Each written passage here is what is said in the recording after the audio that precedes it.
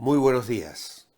Estamos a miércoles estudiando el tema Dios el juez.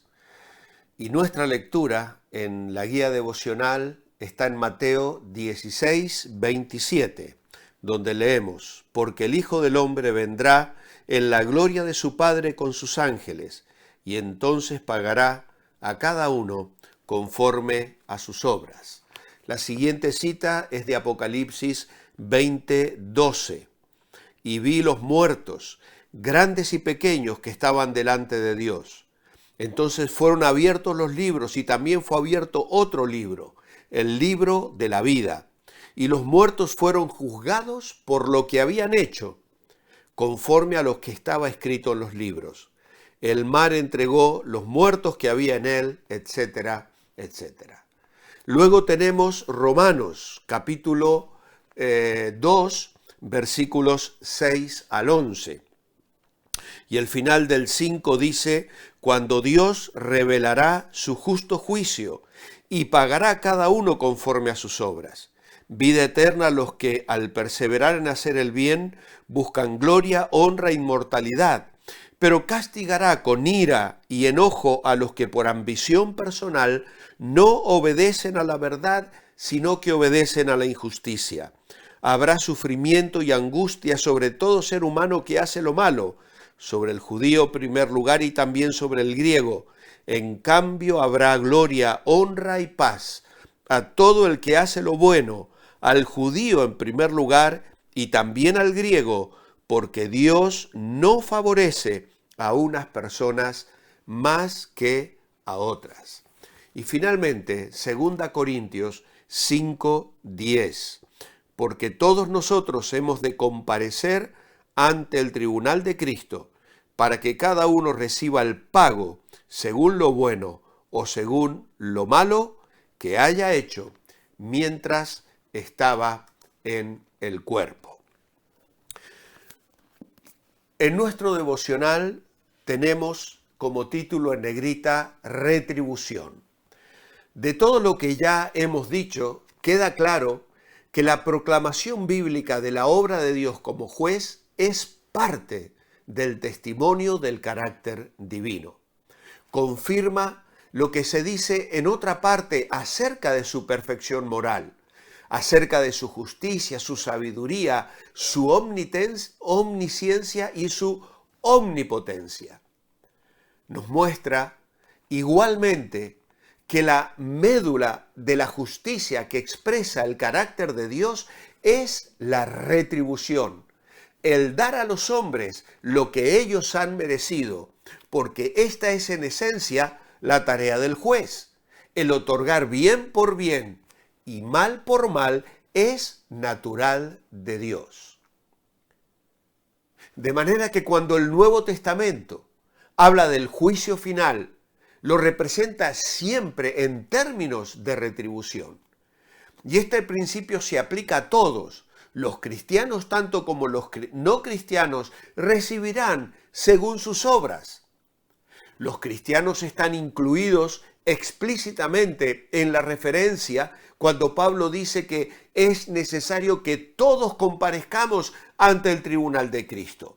Nuestras obras como cristianos van a ser juzgadas, aunque no para salvación o perdición, pero sí para recompensa.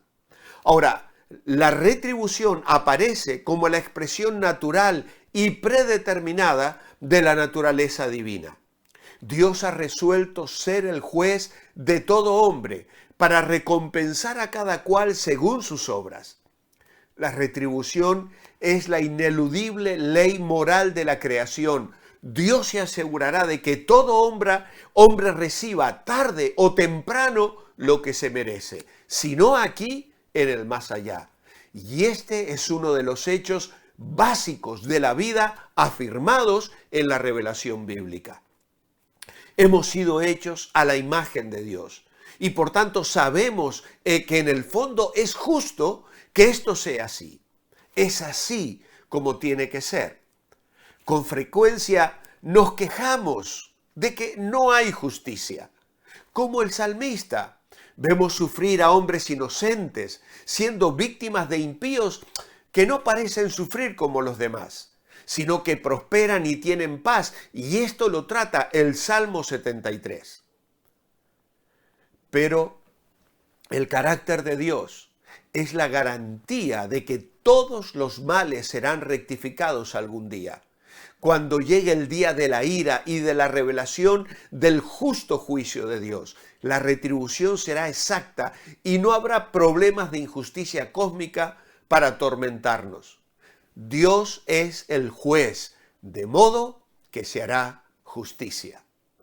¿Por qué es entonces que los hombres esquivan el pensamiento de Dios como juez?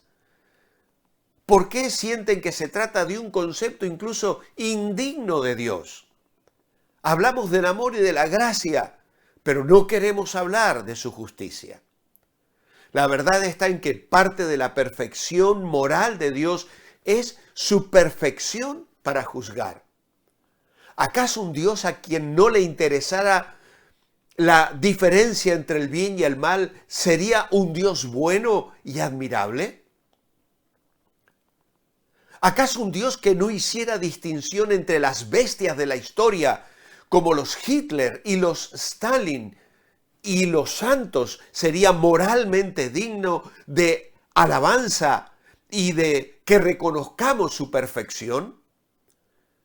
La indiferencia moral sería una imperfección en Dios, no una perfección.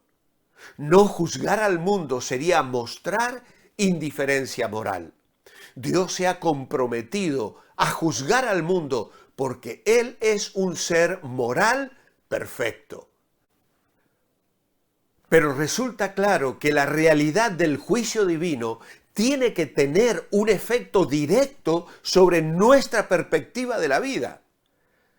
No debemos olvidar que la doctrina del juicio divino y particularmente la del juicio final no debe entenderse como un fantasma con el cual asustar a los hombres para obligarlos a adoptar una apariencia exterior de justicia convencional, de hipocresía, sino que su función principal consiste en revelar el carácter moral de Dios y en impartir significación moral a la vida humana.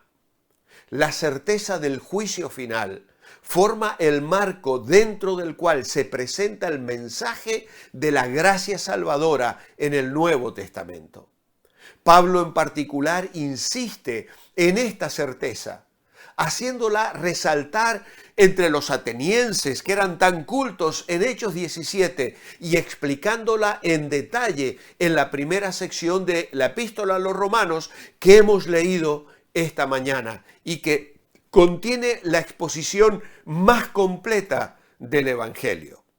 De hecho, Romanos se le llama el Evangelio según San Pablo. Aquí Pablo afirma que Jesucristo nos salva de la ira venidera en el día de la ira y de la revelación del justo juicio de Dios.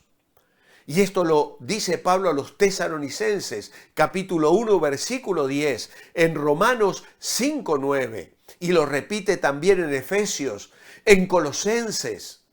Y esto también está declarado en Apocalipsis en varios lugares, como Apocalipsis 6, 17 y 19, 15. A través de las Escrituras, la indignación, el enojo y la furia de Dios, de la cual se hace referencia a menudo, son absolutamente de juicio.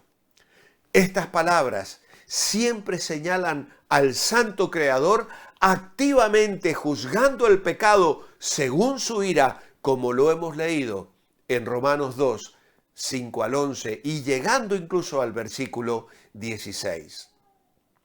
El mensaje del juicio venidero para toda la humanidad, con Jesucristo completando la obra de su reino mediador en su papel de juez de parte de su Padre, se ve a través de todo el Nuevo Testamento. en los Evangelios, en Mateo, en Juan, en Hechos de los Apóstoles, en 2 Corintios, en el libro de Hebreos, en Judas, y luego también hemos señalado Apocalipsis 20 que hemos mencionado. Cuando vuelva Cristo y se termine la historia, todos los humanos de todas las edades serán resucitados para ser juzgados y ocuparán sus lugares ante el tribunal de Cristo. No hay duda que es imposible imaginarse ese acontecimiento, pero la imaginación humana no es la medida de lo que un Dios soberano puede hacer y hará. Por eso, para concluir en esta mañana, vamos a ver unas escenas de la vida de Jesús. Cuando 10 leprosos son limpiados, pero para sorpresa de Jesús, solo uno regresa para dar gloria a Dios. Esa escena la tengo representada a mi espalda aquí con los muñequitos de Playmobil. Y he tomado algunas fotografías y colocado el relato del Evangelio de Lucas, capítulo 17. En las palabras de Jesús está implícita la idea de la expectativa que Dios tiene. Es que, ¿acaso no fueron 10 los que fueron limpiados? ¿Y solo ha regresado este extranjero samaritano para dar gloria a Dios? Era la expectativa del Señor y es la expectativa de Dios acerca de la respuesta que damos al Evangelio. ¿Cuál será tu respuesta? Ayer hice un llamado para que en lugar de ver a Dios como juez, le veas como tu Salvador. Clama a Dios y disfruta de la bendición de su salvación. Mi oración escrita esta mañana es: amado Padre, que tú al juzgarnos nos veas refugiados en Jesús, como aquel samaritano leproso que regresó a encontrarse no solo con el don, con la sanidad, sino con el dador. Que cada uno de nosotros respondamos trayendo nuestros corazones y poniéndolos a tus pies. En tu nombre, amén. Disfrutad del siguiente vídeo. Que Dios os bendiga. Os espero mañana. Manteneos bendecibles.